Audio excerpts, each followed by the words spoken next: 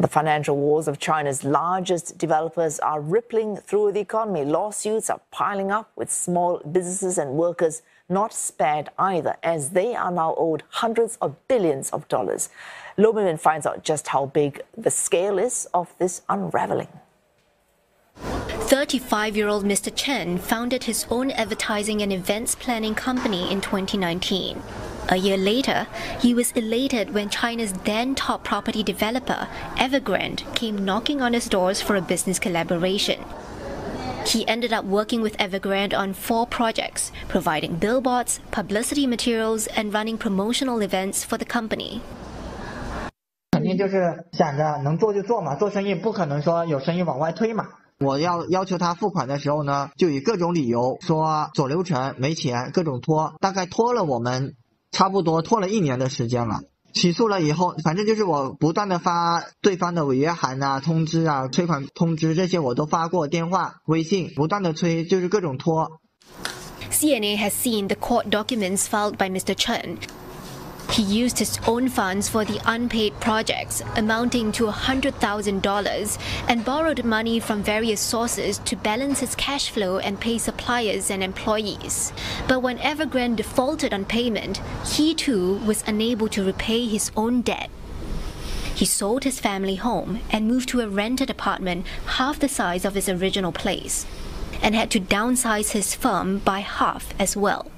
Though he went to the Evergrande office demanding payment, he and his wife ended up being taken by the police. His isn't a unique story. As a group, suppliers are waiting on at least $390 billion in payment, according to the research firm Gavical Research. And that's a conservative estimate. 27-year-old Mr. Tan, not his real name, was an ex-Evergrande employee. 其实他在暴雷之前就公司内部就有一个政策，就无论是高层、中层、低层都是一般是要求有房任务的。然后当时就要求一个人买1套房，或者是要么就是推荐50个人去看房，这是内部的一个全民营销活动吧，相当于。Mr. Tan says he bought an apartment from Evergrande, putting in a 20% down payment and taking up a 30-year mortgage. And he claims he's still servicing his loan at a 5% interest rate, which takes up a third of his monthly salary, although the apartment he bought has already lost a fifth of its value. 当时就开始发不起工资了，就开始拖欠了3个月左右的工资。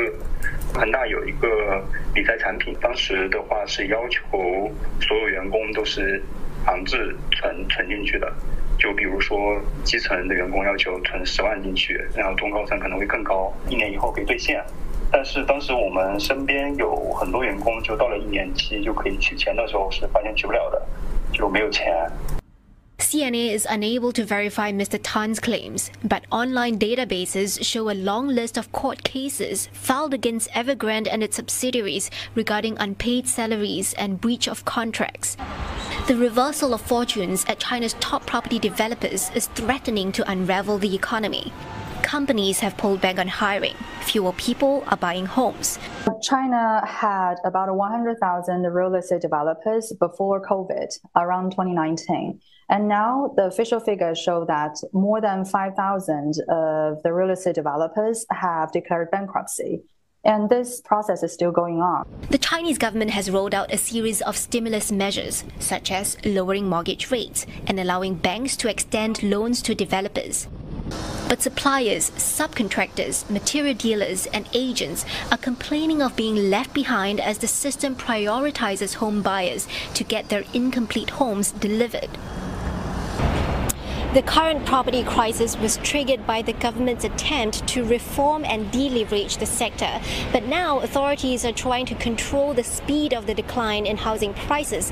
That's because real estate is the backbone of the national economy. It contributes to about 30% of China's GDP, and about 80% of residents' wealth is locked up in real estate. So a sharp drop in prices will lead to a collapse of confidence.